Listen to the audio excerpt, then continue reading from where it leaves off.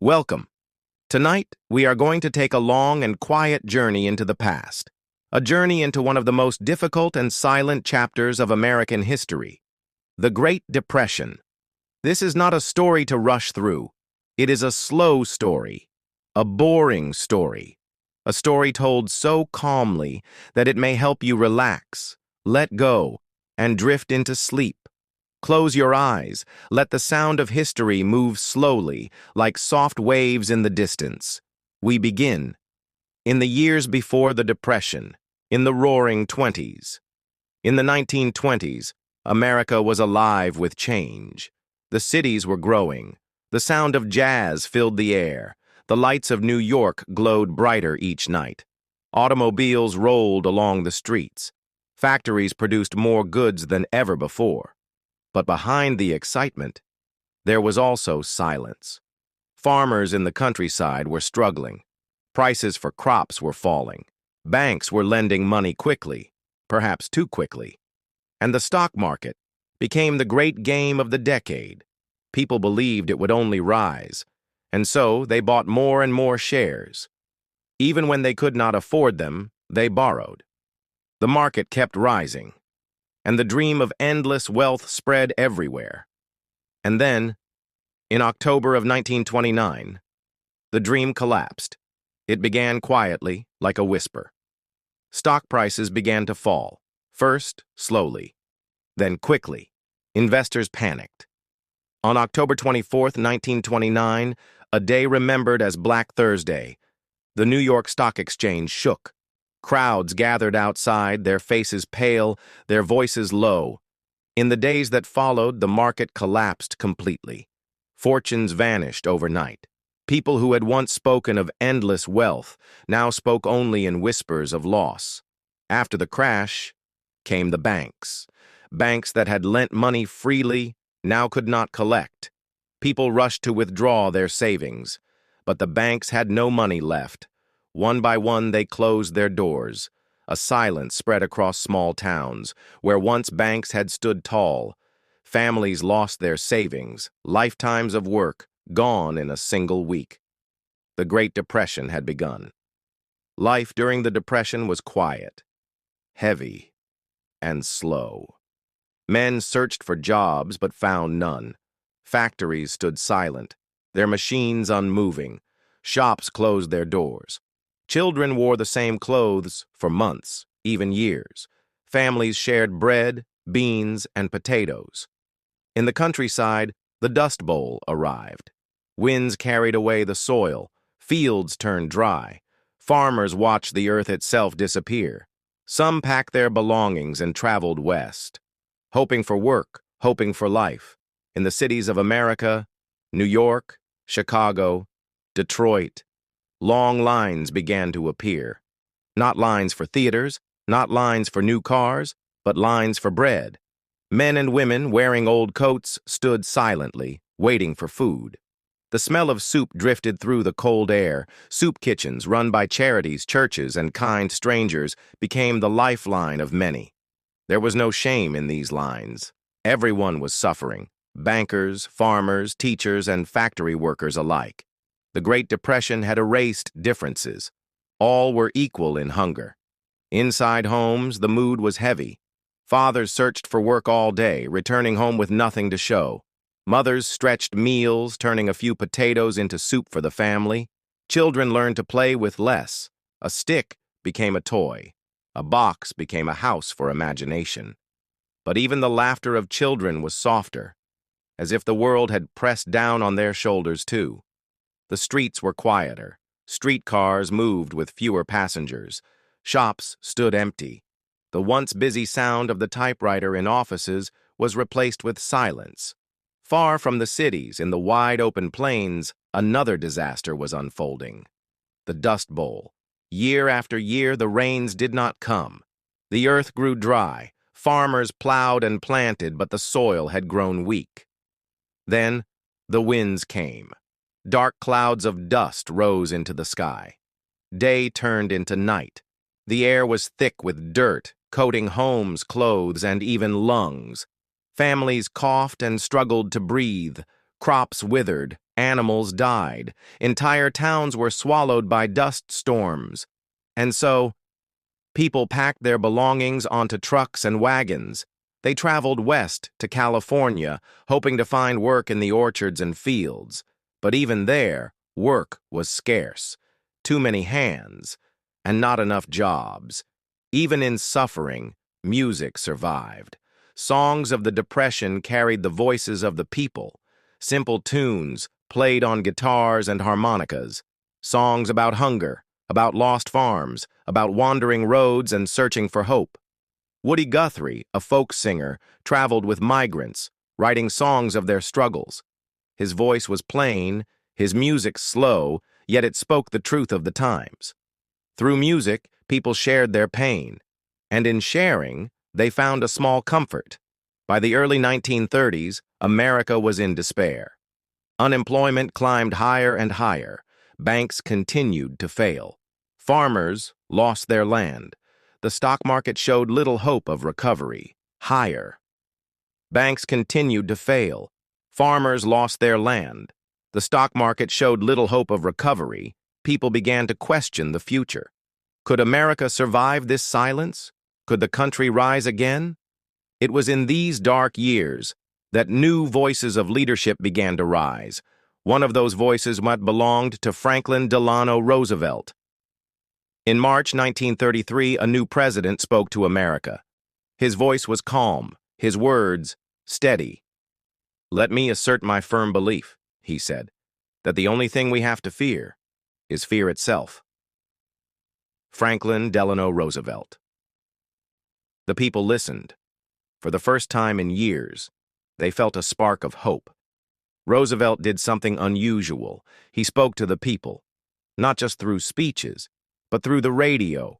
Families gathered around their radios, the warm glow of the tubes lighting their rooms. Roosevelt's voice drifted through the speakers, gentle, reassuring, almost like a friend. These talks were called fireside chats, and with every word the people felt less alone. But words were not enough. Action was needed. Roosevelt launched what he called the New Deal.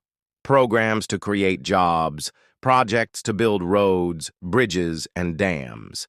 Banks were stabilized, farmers were given help. Young men joined the Civilian Conservation Corps, planting trees and protecting the land. The country was still struggling, but slowly, the silence of despair was broken by the sound of hammers, saws, and workers. Even in hardship, culture blossomed. Writers, painters, and actors found support in New Deal programs. Plays told the stories of ordinary Americans. Painters captured scenes of workers, farmers, and families. Books and photographs showed the reality of hunger, but also the dignity of the human spirit. The Great Depression was not only about loss, it was also about resilience. What about the children? They grew up with less, but they also grew strong in ways their parents did not expect. They learned to share, to be content with little, to value family over wealth. Many children of the Depression would later grow into adults who carried these lessons their entire lives. By the late 1930s, the New Deal had helped, but unemployment was still high. The world itself was changing. Across the oceans, Germany, Italy, and Japan were rising as threats. The world inched closer to war. For America, it was war that finally ended the Depression. Factories roared back to life, producing tanks, planes, and ships. Jobs returned. The economy grew strong again. But the memories of the Great Depression remained forever. The Great Depression was more than an economic crisis. It was a time that shaped character, a time when Americans discovered endurance, patience, and the strength of community. The bread lines, the dust storms, the songs of Woody Guthrie, the calm voice of Roosevelt on the radio, all became part of the nation's story. Even today, the echoes of the Depression remind us.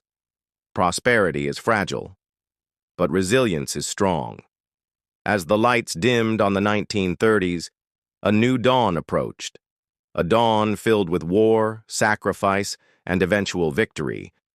But the story of the Great Depression remains, quiet and powerful, a story of silence and survival. When times were hard, music became a companion. On dusty roads, farmers strummed battered guitars. In crowded cities, street singers filled the night with weary voices.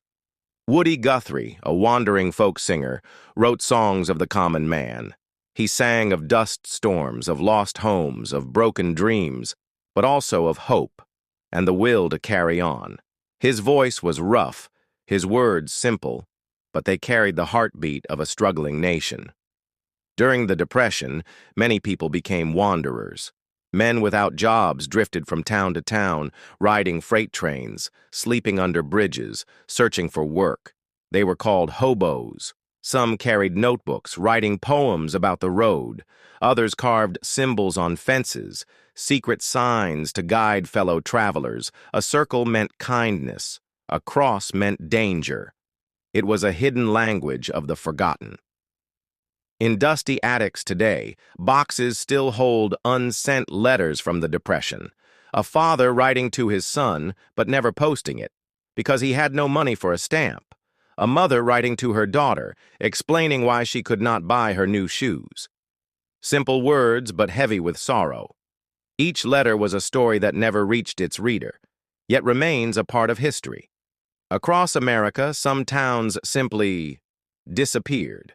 Factories closed, mines shut down, railroad lines stopped running, families left, houses stood empty, and slowly nature reclaimed the streets. Today, these ghost towns are silent witnesses, echoes of a time when hope was scarce. But even in darkness, light appeared. Neighbors shared food, strangers gave rides, teachers bought notebooks for children who had none. In bread lines, people divided what little they had. A piece of bread, half an apple, a smile of comfort. The Great Depression was seen, but kindness never vanished. In 1936, a photographer named Dorothea Lange captured a single image. A woman, weary, thin, eyes filled with worry, children clinging to her. It was called Migrant Mother. That photograph became the face of the Depression. No words were needed. Her expression told the story of millions. As the years passed, America learned from the Depression. Banks created protections. Workers demanded rights. Families saved more, remembering the hunger they once knew. Even generations later, grandparents told children, "Never waste food. Always prepare for tomorrow." The memory of struggle became a guide for the future. The Great Depression ended, but it was never forgotten. It shaped art, it shaped policy, it shaped people. It left behind stories, songs, and lessons carved deep into the American spirit. And as we drift into sleep, we carry with us the quiet wisdom of those who lived through it, that even in the hardest times, the human heart endures. The children of the 1930s grew up faster than their years. Some walked miles to school barefoot. Some left school altogether, working in fields, factories, or small shops. Many carried lunch wrapped in old newspapers, just bread, maybe an apple if they were lucky. Yet they laughed. They played games with sticks and stones. They told stories under the stars. Even in hunger, childhood found a way to survive. In the Great Plains, a different disaster unfolded. Years of drought and careless farming turned fertile land into dust. Storms darkened the sky, rivers dried, fields withered. Families piled into trucks, heading west, hoping California would bring new life. The road was long, the promise was uncertain, but hope carried them forward. In 1933, a new president, Franklin D. Roosevelt, spoke to the people through the radio. He called them fireside chats. His voice was calm, his words gentle. He told Americans, "Things will be hard, but we will recover together." Families gathered around crackling radios, listening in silence, finding comfort in his steady tone. For many, his words were like a warm blanket on a cold night. In the cities, long lines stretched around corners. Men stood silently, waiting for bread. Mothers held children close, waiting for a bowl of soup. Charities and churches worked tirelessly. They could not feed everyone, but they tried. And in those lines, people shared stories, shared smiles, and found dignity in endurance. Even in the hardest times, stories gave strength. Families told tales by candlelight. Neighbors gathered to share jokes. Writers captured the struggle in novels and plays. Books like The Grapes of Wrath spoke of real pain, but also of resilience. Stories reminded people, you are not alone. We are all walking this road together. The Great Depression whispered lessons. That money can vanish, but kindness remains.